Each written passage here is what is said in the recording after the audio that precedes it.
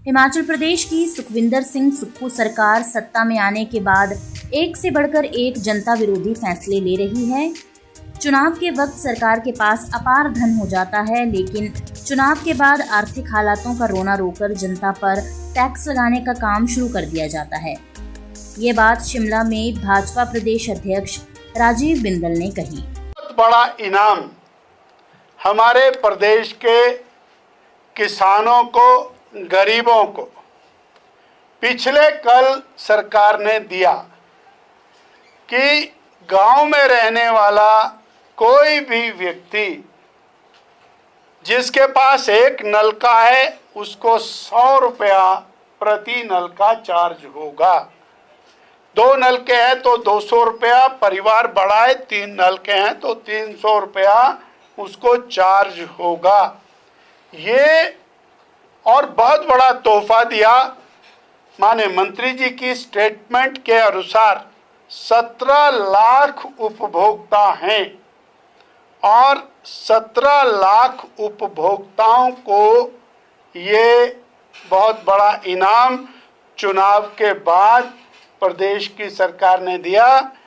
ग्रामीण क्षेत्रों में पेयजल को निःशुल्क किया था भारतीय जनता पार्टी की पूर्व श्री जयराम ठाकुर की सरकार ने।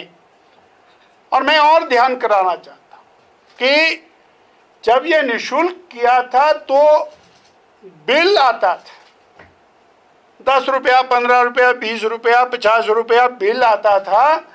अब वो फ्लैट रेट हो गया 100 रुपया और इस प्रकार से लगभग 1000 करोड़ रुपया प्रदेश के ग्रामीण क्षेत्र की जनता पर लगाया। उसमें भी किस तरह से जनता को बरगलाने का प्रयास।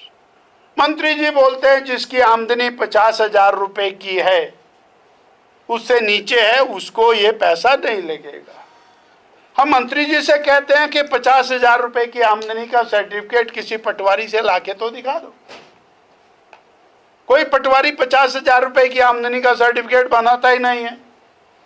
वो कहता है कि मिनिमम गारंटी जो मनरेगा की है वो और 350 रुपया पर डे के हिसाब से उसमें और 50,000 रुपये तो कवर ही नहीं होता है।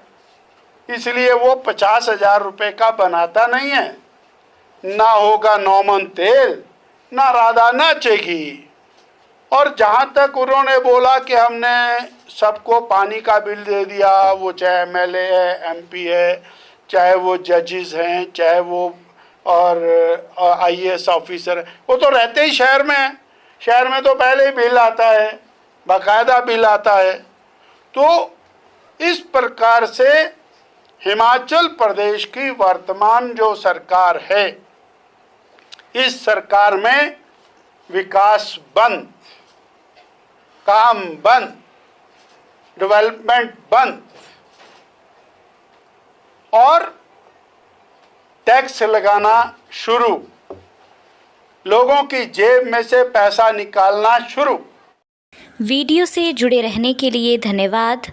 हमारे चैनल को सब्सक्राइब कीजिए अभी।